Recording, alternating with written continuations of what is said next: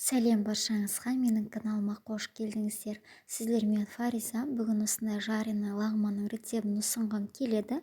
Өте қарапайым және керемет болып шығатын рецепт. Менің каналыма тіркеліп, қоңыраушаны басып қойыңыз.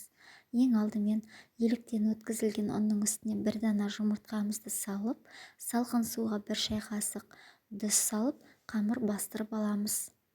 Лагманның қамыры өте қатты және тығыз болып бастырылу керек. Осылай бастырып аламыз.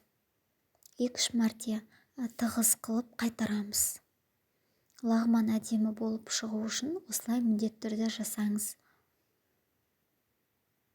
Қамыр қатты қылып жасағаннан кейін, илегеннен кейін міндетті түрде 30 минутқа салафанға салып қоямыз. Өзінің бабына келу керек. Және лагманды қуырмас бұрын етті міндетті түрде маринаттаймыз. Барлық керек заттардың барлығын описанияға қалдырамын. Етті маринаттау үшін бізге крахмал керек, және соя керек, және су керек. Жақсылап барлығын араластырып, бір түнге бетін жауып тоңазытқышқа қалдырамыз. Асығыс болсаңыз 2-3 сағатта жеткілікті. Қызып тұрған қазанымызға сұйық майды құйып, етімізді қуырамыз. Осылай 10 минут жақсылап қуырып аламыз. Енді көкөністерімізді қуырамыз. Пияз, сарымсақты салып 5 минут қуырып аламыз. Оттың астын баяу қойып, бетін жауып қоямыз. Содан кейін дәмдеуіштерімізді саламыз. Өзіңізге қалаған, өзіңіз ұнататын дәмдеуіштерді салсаңыз болады. Паприка, қызыл бұрыш, қара бұрыш және тұз, томатты салып жақсылап араластырамыз. Содан кейін бұның үстіне соя құйып, астын отты басып, етті піскенше ұстаймыз. Етті пісіріп алғаннан кейін көкөністерден, яғни бізде пекин капустасы және тәтті бұрыш саламыз. Ең соңынан. Бұны 5 минут қуырамыз, себебі тез піседі. Осылай алдын ала дайындап қоямыз. Мінекей, біздің лагманымыздың қамырын жаюға кірісеміз. Біреуін қатыруға қоямын, біреуін лагман қылып созамын. Қолдың көмегімен жайып аламыз, және де пышақтың көмегімен бірнеше бөлшектерге бөліп тастаймыз. Үлкен ыдыс аламыз, және оның астын майлап қоямыз. Қамырды шетінен осылай алып, столдың үстіне бір созамыз. Сол жеткілікті.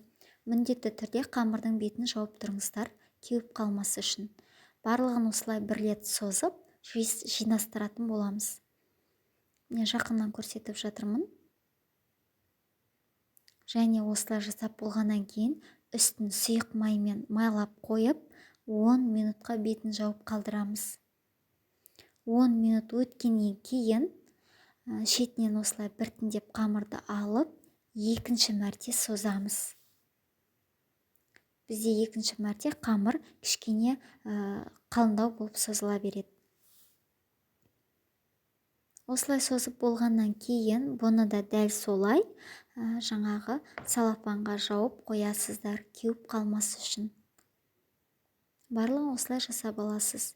Сізде қамыр қатты болып, тығыз болып, иленгеннен кейін лагманның қамыры созған кезде үзіліп кетпейді.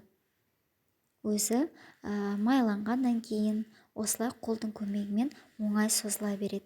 Видеода қарағандарыңызда кішкене қиындау болып, ұзақ уақыт алатын сияқты болып көрінгенмен, жасаған кезде оңай және тез жасалады. Осылай жасап қоясыздар. Осы екінші мәрте созылғаннан кейін дәл сол қамырды қайтадан алып, үшінші рет созасыздар. Қамырды жіңішке болғанша соза бересіз. Неке сіздерге түсінікті болу үшін көрсетіп жатырмын. Және тағы да бір әдісі, екі қолдың көмегімен саусақтармен созсаңыздар да болады, тарта отырып. Олай да созуға болады.